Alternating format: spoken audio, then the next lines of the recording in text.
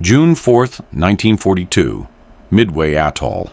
The hangar stank of gasoline and hot canvas. Nakamura remembered the laughter. Instructors tapped chalk to the map. Slow American Devastators, slower torpedoes. They crawl, someone joked, like old men in bathwater. Prop wash thudded the tin walls. Confidence vibrated through boots and bones. Cut. October 24th, 1944, Sibuyan Sea. The sky shook with TBM engines, deeper, steadier. From Musashi's beam, he saw white wakes, straight, hard, alive, driving under the chop. Spray hissed across armored plates.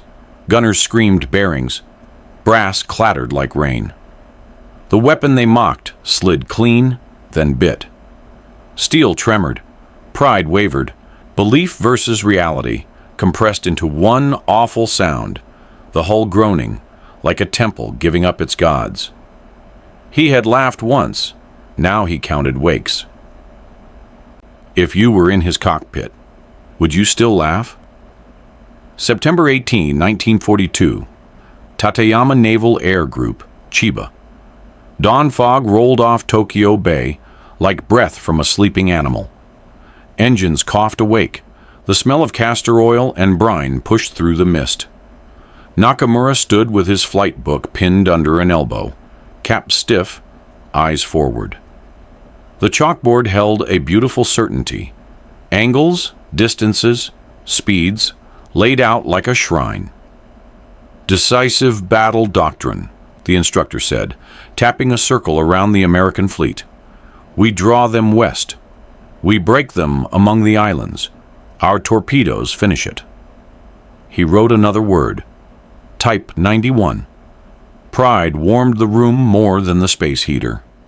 They studied the weapon like a creed. The Type 91 carried a 205-kilogram warhead, clean steel, tested in the Sagami Bay. A breakaway wooden nose cap guided the entry. A wooden tail, kyoban, stabilized the fall. Anti-roll plates bit the water, the torpedo leveled, true to course, true to purpose. Fast enough, reliable, the instructor said, voice flat, certain, like a carpenter measuring cedar. Dropped from 200 meters at workable speed, she runs straight as duty. Chalk scraped a white wake across the board. A dozen heads nodded. He contrasted it with the American embarrassment, the way one compares tea to ditch water. Their Mk-13 needs coddling, he said. 50 feet, 110 knots, like feeding a child. Too fast, it bellies out. Too high, it dives and dies. Often, it simply fails. Nakamura remembered the Midway reports, TBD Devastators limping low, slaughtered in lines, torpedoes wandering. He felt the ease of contempt, smooth as lacquer under fingers. If this was their standard, victory felt like routine maintenance. Outside, the crews hoisted a practice Type 91 onto a Nakajima B5N's trolley hook. Metal met metal with a ceremonial ring. Chains creaked. A petty officer murmured counts. The bayside wind carried seaweed and kerosene. Gulls stitched white arcs over the hardstand. Nakamura stepped close to the weapon, reading stamped numbers. The characters for inspections passed.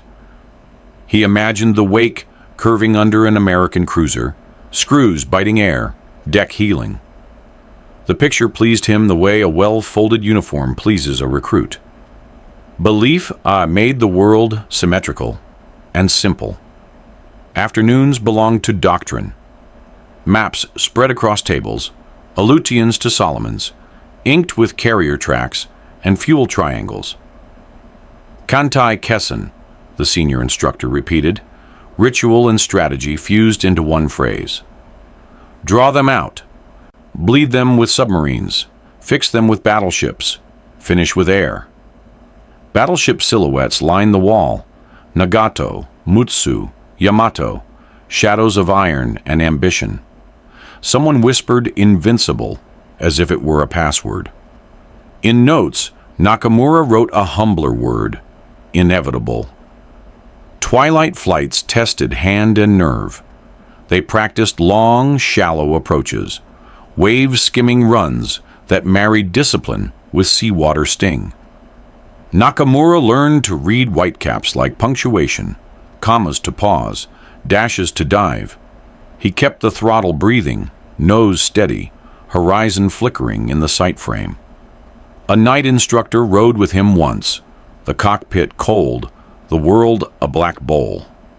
"Feel the torpedo before you see the splash," the man yelled through the Gosport tube. "Your hands must know what your eyes cannot."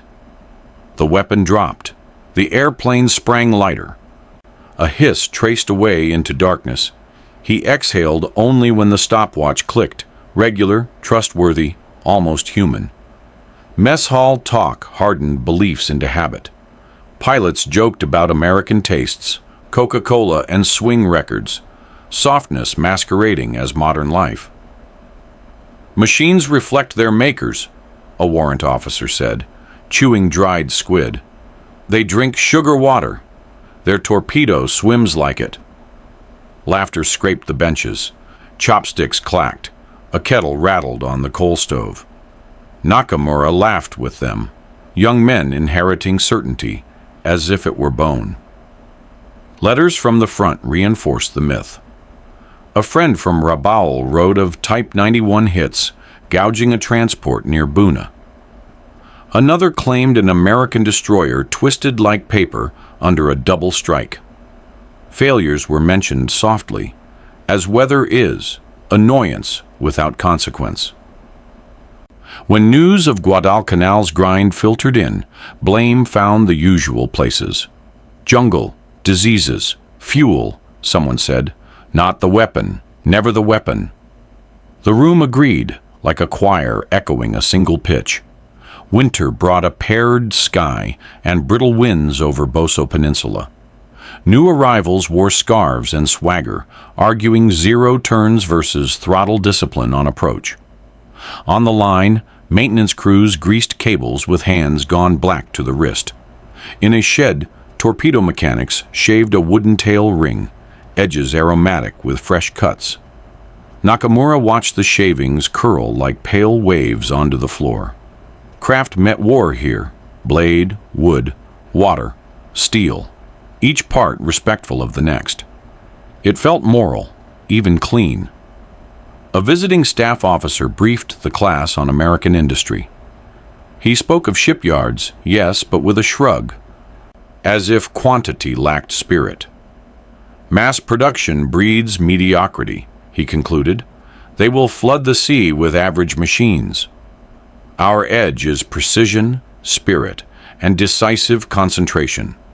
Heads nodded, pencils moved, belief deepened its roots. Nakamura wrote those words twice, underlining decisive, until the page dented. Yet small doubts flickered in the edges of long days.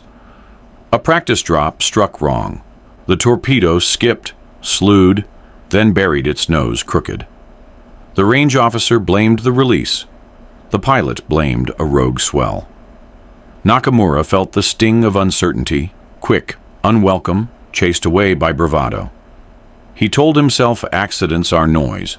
Doctrine is signal, pure, clean, permanent. Night fell. Doubts faded with the lights on the pier. Spring drills added surface ship coordination, smokes, bearings, the poetry of formation turns.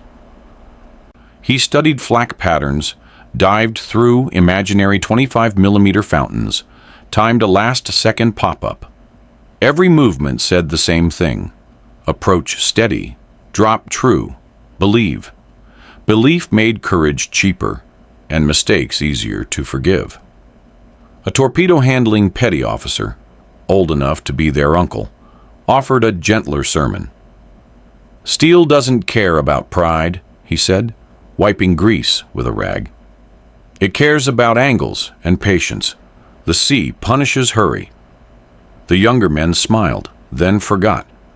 One rainy afternoon, the projection room showed Midway again, American Devastators jittering across the screen. Low, slow, heroic in a doomed way, like oxen crossing a stormed river. Flak stitched them, zeros shredded them. Wakes wandered without conviction. Someone made a joke about bathwater. The room laughed like it had practiced. Nakamura watched the film grain sparkle over the ocean and felt clean superiority. He didn't notice the quiet boy in the back, taking slower notes. By summer, orders shifted pilots outward. Truk, Rabaul, the Central Pacific tightening into a fist. Nakamura packed carefully, sewing kit, family photo, a charm from Katori Shrine. He wrapped his flight book last, the chalked numbers now memorized, almost devotional. Outside, the bay rolled iron gray under squalls. A tug's horn moaned like a distant cow. American industry felt abstract, somewhere far beyond that weather, beyond these faithful hands. The weapon on the cart shone with fresh grease. Rivets dotted its skin like constellations. He ran a finger along the seam and felt certainty return, smooth and complete. He believed the fleet could not be broken. He believed the Torpedo would never lie to him. He believed his instructors had seen the future and drawn it in chalk. Belief filled his chest, left little room for questions and no room for fear. The tug's horn sounded again, longer, as if it knew something men did not. Nakamura closed the locker and followed the line toward the waiting planes. He did not look back at the torpedo shed. If the sea rewards patience, what does it do to pride? March 3rd, 1944. Truk Lagoon. The air tasted of rust and damp coral. Eiton Airfield lay pitted and sullen after hailstones hammering. Hangars torn, fuel drums split. Generators coughed blue smoke. A siren's voice hung in the palms like a bad dream. Nakamura walked the flight line with his tool roll, boots crunching coral dust to sugar. A battered G4M limped in from Malawi, fabric shivering on ailerons like loose skin. Ground crews swarmed it, hands black to the wrists, eyes raw with sleeplessness. A torpedo mechanic, Shimada, older, careful, jerked his chin toward the crew hatch. "Listen," he said, "there's a story you won't like." The radio man climbed down, face salt cracked, helmet chin strap chewed to threads. He held a notepad, curled and sweat-stained, numbers written in a hurry scrawl. "Avengers," he said, voice flat, as if naming a weather front. "Not skimming? Higher? Faster? Splashes small, almost polite, then straight as wire." "Higher how?" someone asked, already laughing to cancel the answer. The radio man shrugged. "A few 100 meters. More, maybe. 200 knots. Perhaps more." He looked to the lagoon as if it could confirm him, then back, embarrassed. Wake didn't wander. Our helm officer swore they were improved. Laughter flickered, dutiful but thin. Nakamura felt the old chalkboard certainty rise like a wall. "Their MK-13 needs coddling," he recited, the words now dull from use. "Low, slow, or it breaks itself." Shimada opened his palm. Inside lay a crescent of pale wood, edges beveled, salt sanded smooth. "Washed onto the reef at Taroa after a raid," he said. "Not from us. From them." He pressed it to the torpedo rack. The arc matched a nose line almost lovingly. "A ring," he said softly. "A drag ring. To tame the entry, maybe." The word moved through the group like a cold current. A ring. A new tail? A shroud?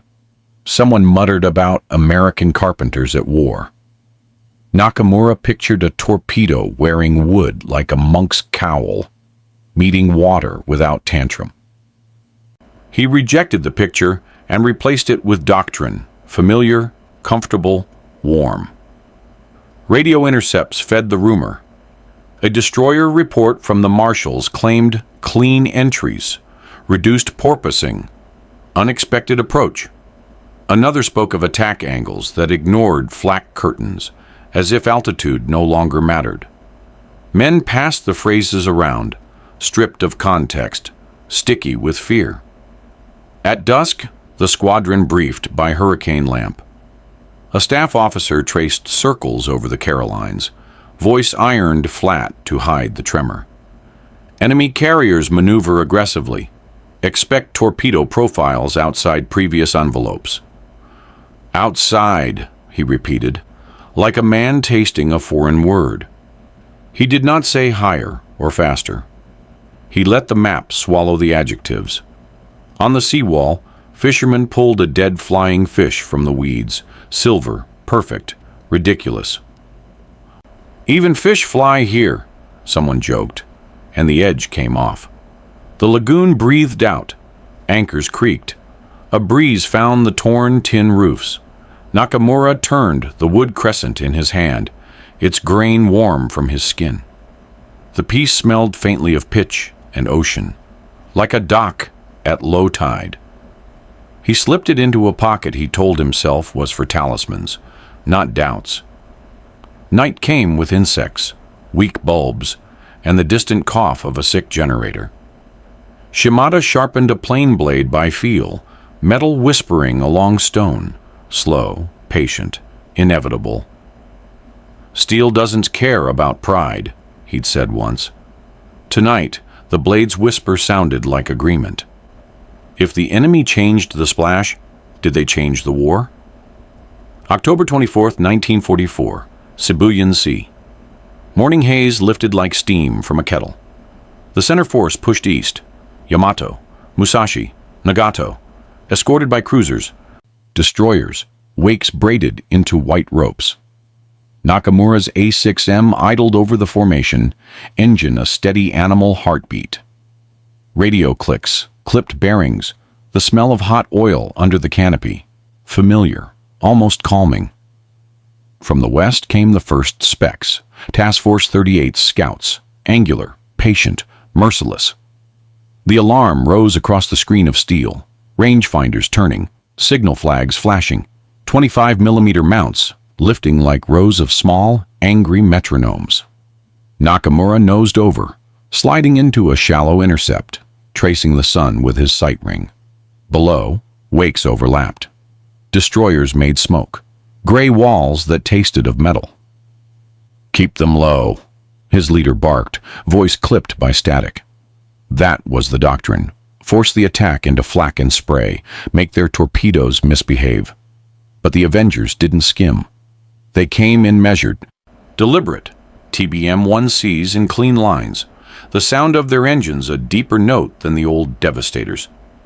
Nakamura tracked one across the bow light of a cruiser, expecting the foolish drop, the belly flop, the splash you could mock.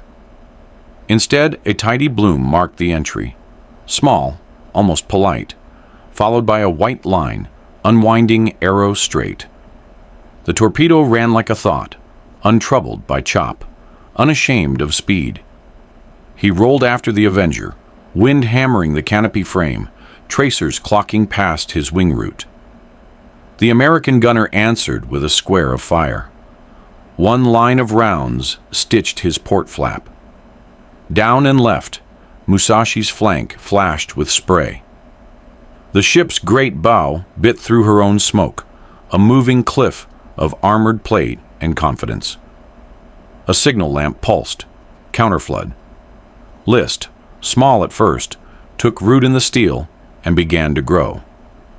Another wave. Dive bombers broke the sky in shards. Splashes climbed from every quarter.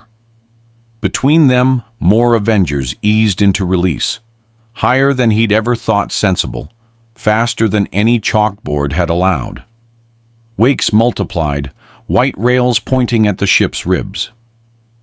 A torpedo officer on a destroyer shouted bearings until his voice cracked. Musashi answered with fury, broadside thunder, AA blossoms, directors tracking like watchful eyes. But the sea did not argue back. It received each weapon with the indifference of gravity. On the RT, someone muttered about wooden rings. Shimada's crescent of pale wood flashed through Nakamura's mind, the grain warm under his thumb at truck. He had laughed it away then. Now the splash signatures told a different story. No porpoising, no belly slap, just entry, grip, run. The enemy had sanded the corners off the ocean. He climbed to reset and saw the formation's geometry degrade, columns fraying, destroyers weaving to cover holes that could not be covered.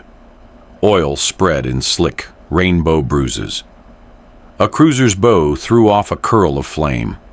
A destroyer vanished behind a wall of white and then reappeared, missing part of itself. Musashi took another hit on the starboard side. Counter-flooding orders repeated like a prayer. Men ran along the decks, in tiny, helpless lines, insects on a wounded animal.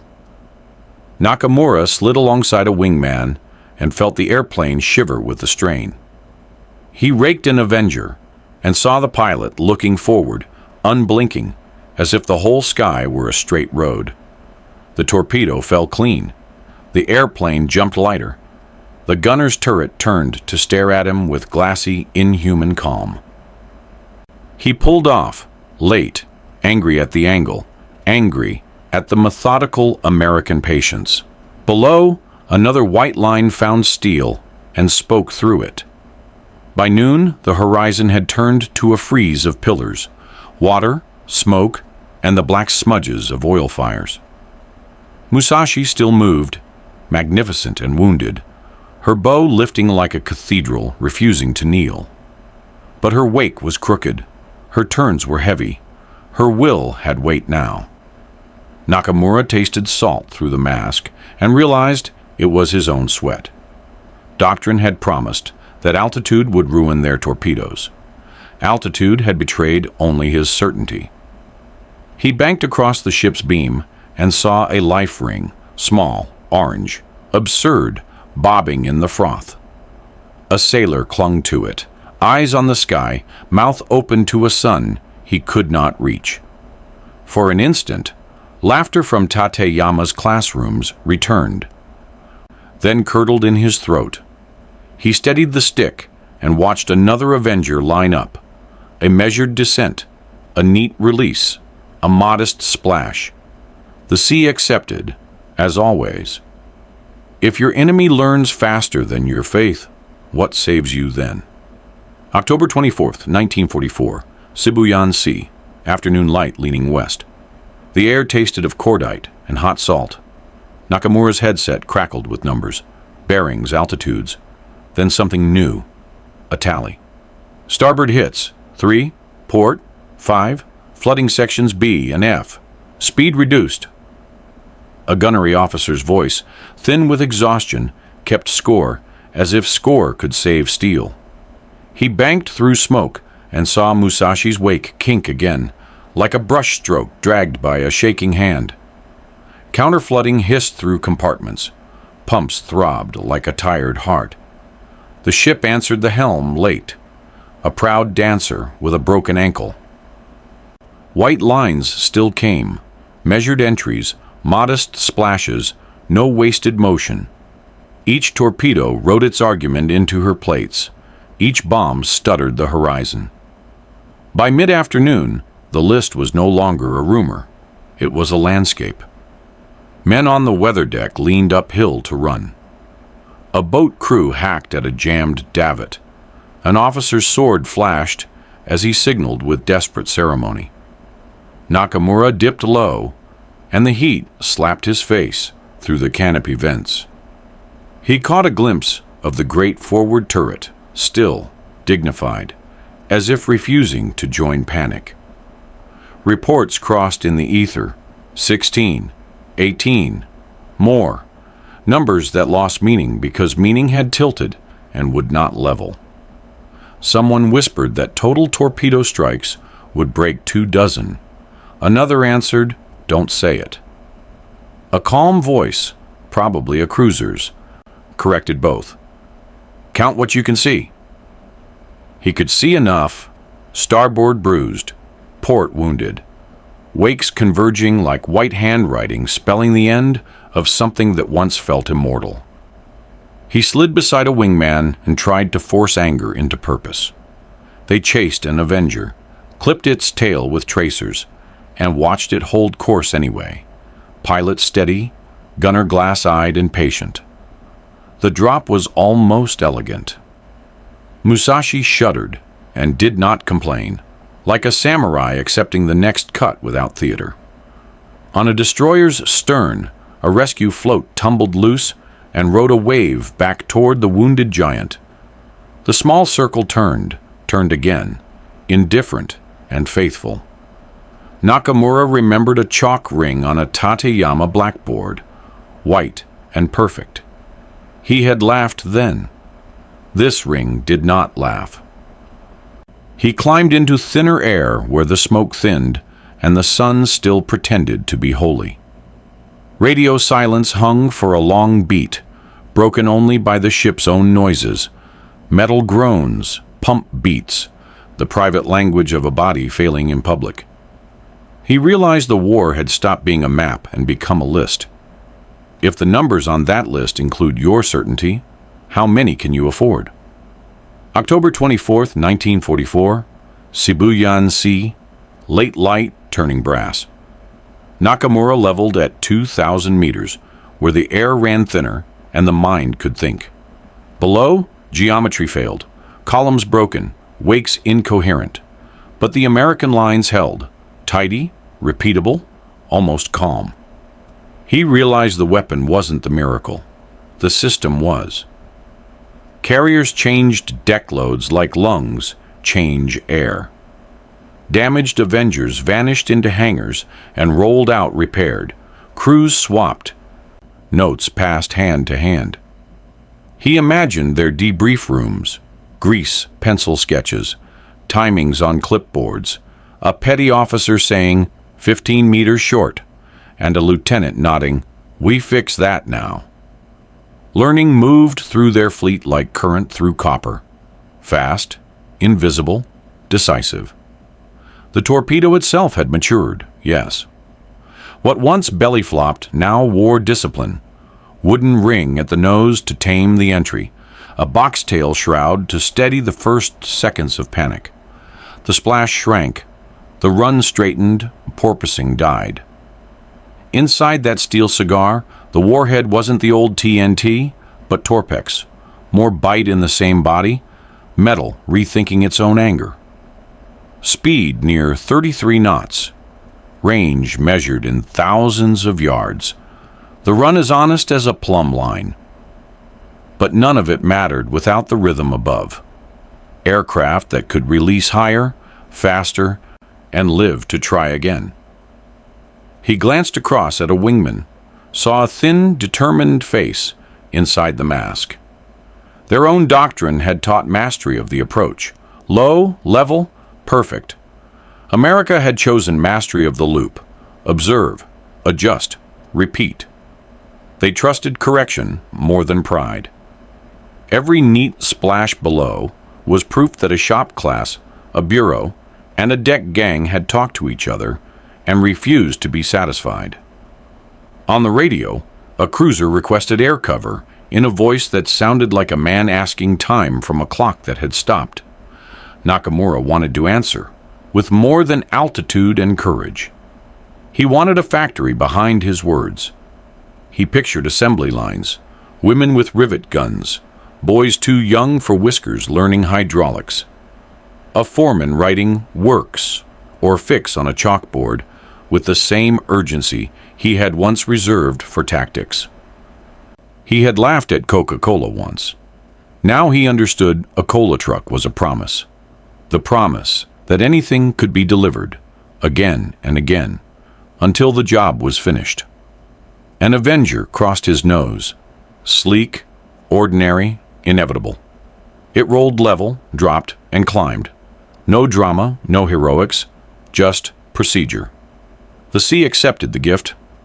In the cockpit, he touched the pocket where a crescent of American wood still rode, warm against his ribs like a quiet confession.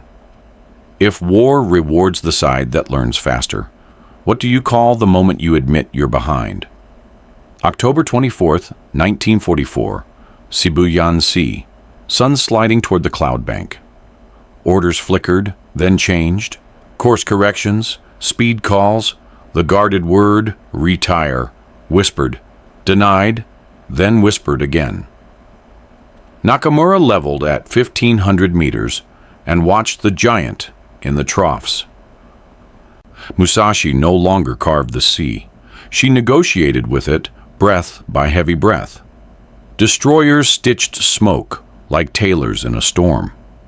They shouldered close, hoses working, signal lamps pleading in clean Morse.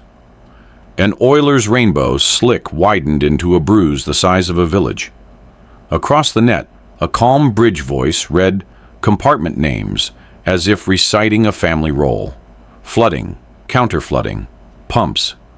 Then silence, then the same list, a little thinner. Waves kept coming out of the sky.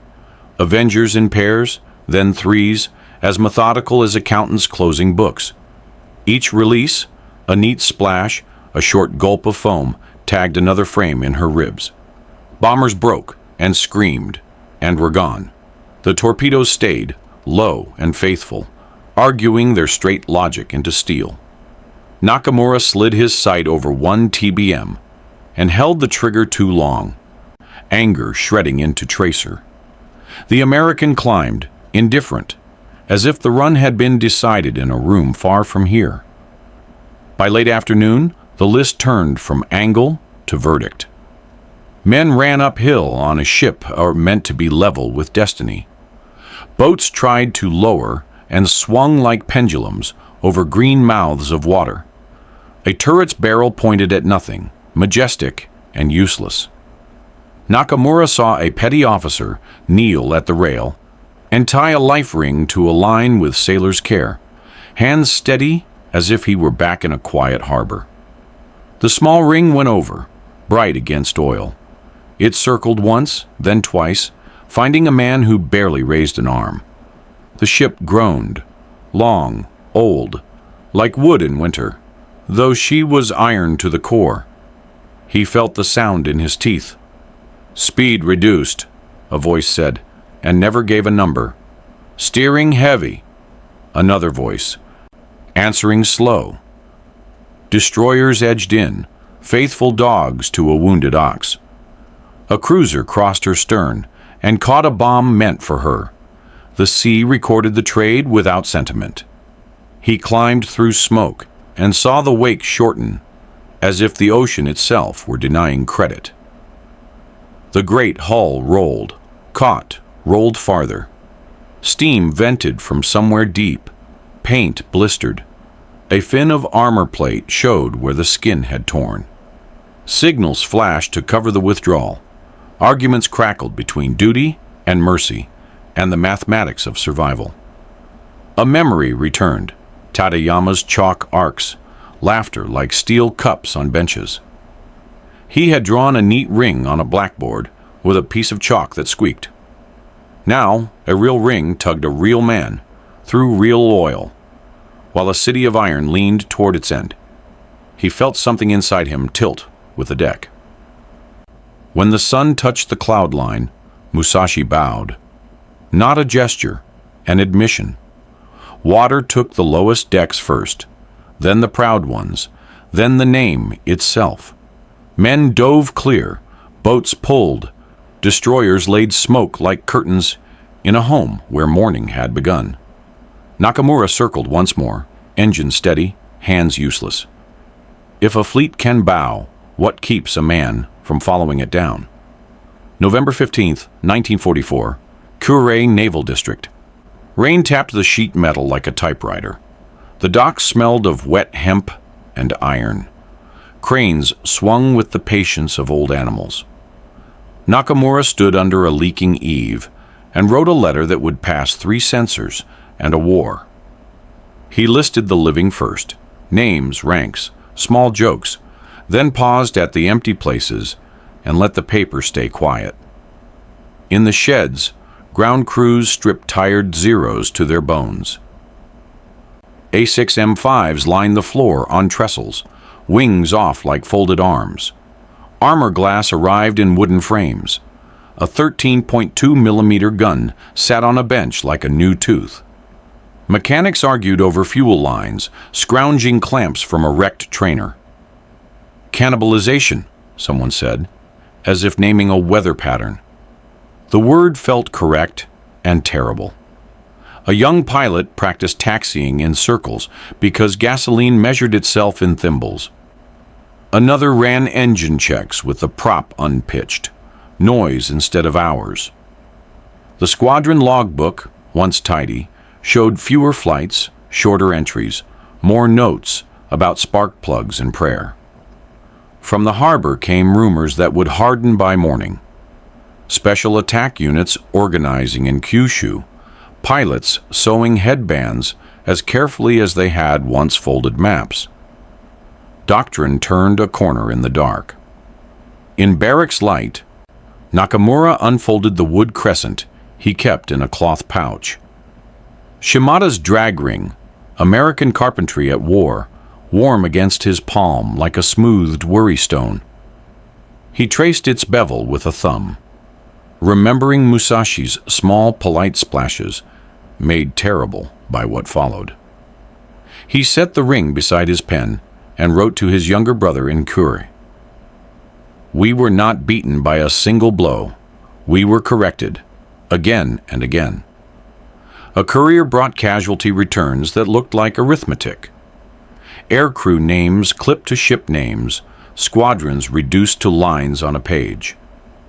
Someone had penciled in replacements, boys from Oita with 80 hours and bright eyes. Training officers argued about climbs and turns. A logistics man answered with numbers about octane and tires. The room agreed on nothing except shortage.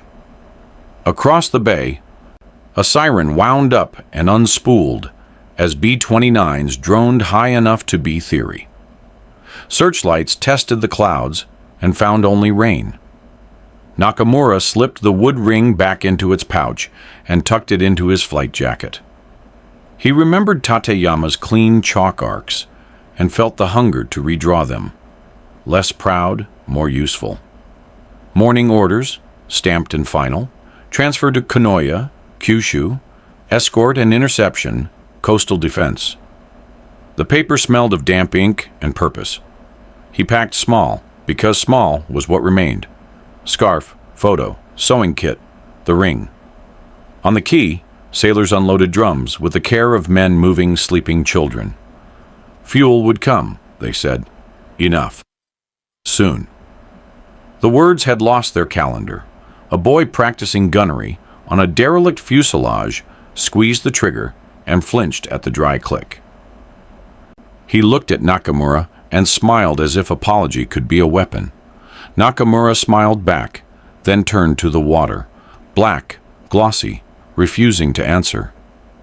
If belief can be repaired, does it look like new steel or careful wood on a wounded nose? April 7th, 1945. East China Sea, north of Okinawa. Morning broke hard and blue over a formation too proud for its size. Yamato at the heart, light cruiser Yahagi abeam, destroyers shouldering seas like shepherd dogs. Nakamura's A6M lifted from Kyushu with tanks barely wet, climbing into a sky already written by contrails. Radio reports arrived like thunder seen before it's heard. Enemy fast carriers to the southeast, decks turning like mills. On Yamato's bridge, flags snapped. On destroyer decks, hoses coughed life. Men tightened lifelines with quiet hands. The plan was simple as a poem. Run south. Beach on Okinawa. Spend the ship as a fortress. Guns against guns. Honor against inevitability. But plans dissolve in contact, and contact came as a swarm. Hellcats pinned the cap. Helldivers knifed in. Avengers arrived last, steady as verdicts. Nakamura rolled to meet the first wave and saw the old symmetry return. Dive, break, climb. Except the torpedo planes no longer begged the sea for permission. Splash signatures were modest, entries neat, the white runs like chalk lines on blue slate. He heard himself name the thing he had mocked. Macaw 13, as if speaking it could blunt it. Yahagi took early wounds, her wake fraying, her courage unchanged.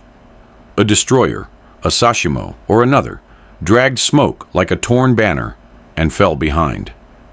Yamato turned to comb wakes, rudder biting deep. Her guns hammered the air into shrapnel weather. Torpedoes still found purchase, port side, then port again, list nursing itself into habit. Damage parties fought with pumps and prayers. Counter-flooding chased the slope down the frames. Nakamura chased a TBM across the ship's shadow and saw inside the other cockpit a routine, not a duel. Pilots set speed, altitude, angle, released, climbed. Gunner watched the mirrors and did not waste ammunition. The splash was small, the run faithful, the truth heavy. The weapon had been fixed, and the system that fixed it would not stop at one lesson. Another wave. Helldivers walked bombs along the decks, tearing open plating that had once been legend. Avengers wrote white sentences into the sea. Yamato answered in the only language she knew: turns, thunder, endurance. Her list grew theatrical, then dangerous. She tried to straighten. The ocean shook its head. Smoke hid the horizon. Oil smeared the light into afternoon before noon. Reports tangled. Engines holding, steering heavy, pumps behind the flood. Nakamura's fuel clock ticked meaner than the altimeter. He looked down at history struggling and realized history could drown. A final torpedo struck low and left. The hull shuddered as if swallowing a stone too large. Men ran uphill on metal meant for flat water. Some leapt, some prayed, some kept working because work was the last clean thing. He climbed through the heat and saw the ship bow to physics and to fate. If honor chooses the battlefield, does learning choose the winner? April 7th, 1945, East China Sea, noon turned ghostly by smoke. Nakamura leveled at 1,000 meters to read the pattern. Below, Avengers unspooled from holding orbits in pairs. Nose steady, wings set. Each one a lesson completed. TBM 1Cs, wing racks clean, bays honest. Approached from port quarters to lean the giant farther, to make every turn a wound. They didn't ask the sea for permission anymore. They gave it instructions. He tracked one across Yamato's shadow and saw the choreography he'd learned to fear. Speed set, trim neutral, doors yawning, a short, sure descent. Then the release, brief, unsentimental. The splash was a small punctuation mark, not the clumsy slap of old. A wooden ring on the torpedo's nose had kissed the surface first, shaving entry violence. A box-tail shroud steadied the panic seconds, letting steel find its run without wobble or pride. White wrote itself into blue, arrow straight, businesslike, inevitable. Inside the weapon, Torpex promised more than the old fill, oxygen-rich, meaner, tuned for water and steel. 30-odd knots was no miracle, but the start line had moved. Drop heights and speeds they'd once called fantasy were now procedure, rehearsed on decks that smelled of coffee and hydraulic fluid. Higher meant safer. Faster meant repeatable. Repeatable meant a fleet could plan around it like sunrise. He rolled to rake the torpedo plane, angry at the calm inside that cockpit. The gunner's turret slid to meet him. No panic, no thrash, just a clean rectangle of attention. Rounds pocked his wing root. He slipped away, teeth clenched, heart beating time with the ship's deep groans. Below, Yamato bit at wakes, a wounded mountain turning in a shallow valley, her will bigger than her options.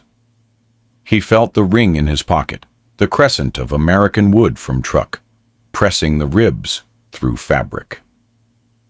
It had seemed laughable once, like a toy on a weapon, but the toy was the bridge. From failure to instruction, from instruction to doctrine, from doctrine to this white line insisting across the sea.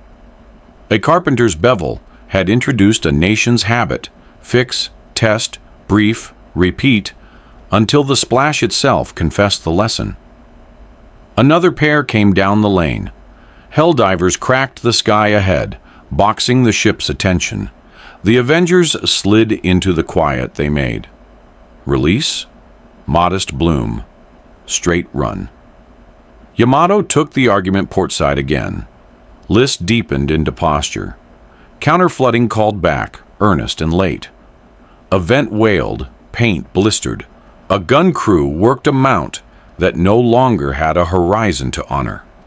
Nakamura remembered Tateyama, the chalk ring squeaking on the board, the room's laughter dry and certain.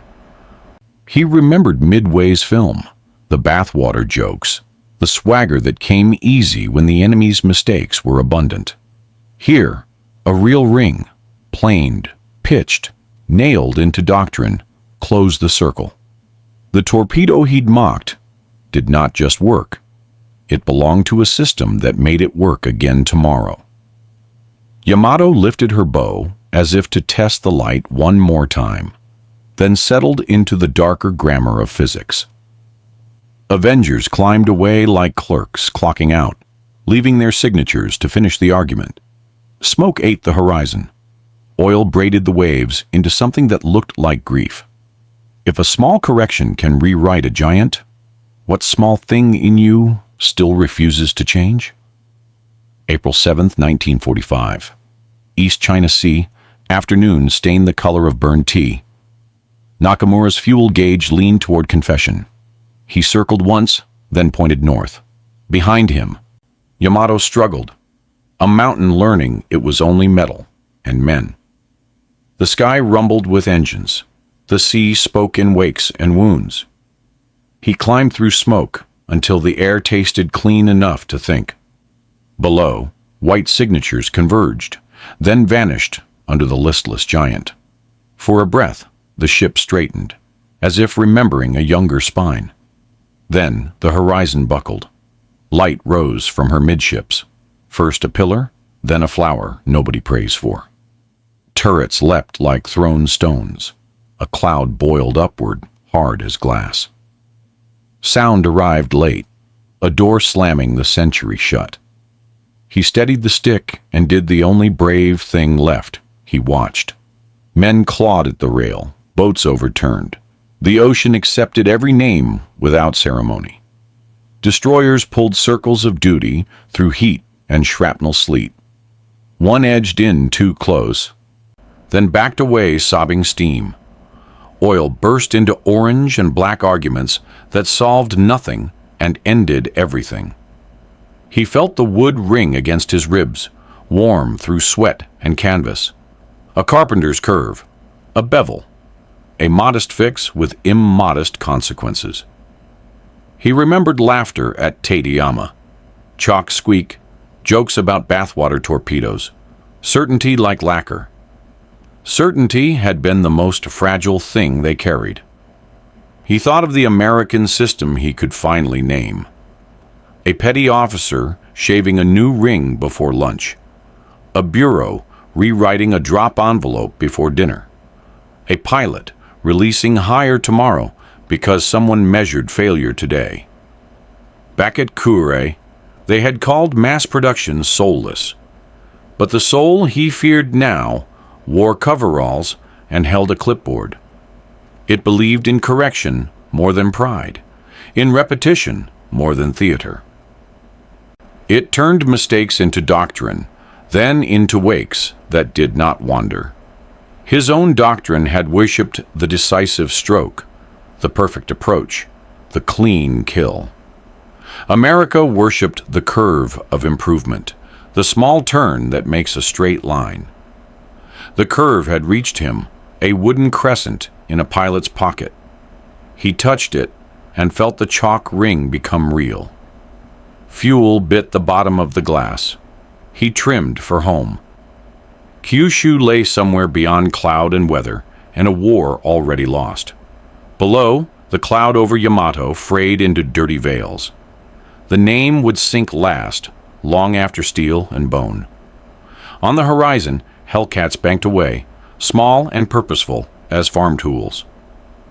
Avengers climbed in easy steps, the way clerks file stories that are finished. He envied their ordinary courage, the courage to repeat a fix until it was truth. He understood, finally, why they would win even without winning beautifully. Wind trembled the canopy. He breathed, measured, and held the line north.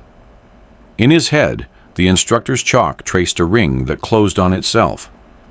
He replaced it with another circle, the rescue float turning beside Musashi, faithful and small. One ring mocked. One ring saved. Another ring tamed a weapon. He had lived inside circles, without seeing their meanings. He lowered his nose for glide and let the engine cool. The sea below was black with oil and honest with light. He tried to imagine a Japan that learned like that, fast, humble, relentless. He failed, then tried again. They had laughed at America's torpedo. It answered with carpentry, chemistry, and 1,000 hands. It answered with a system that turned water into a ledger and steel into math. And it answered, most of all, with the permission to change. When Kyushu finally broke the haze, he touched the pocket where the ring rode. The airplane shuddered, then leveled, patient as a lesson repeated. He carried home the only cargo worth the fuel, an admission. The sea, the sky, the enemy, and the weapon had all agreed. What small correction, humble, unbeautiful, repeatable, could save a man faster than pride?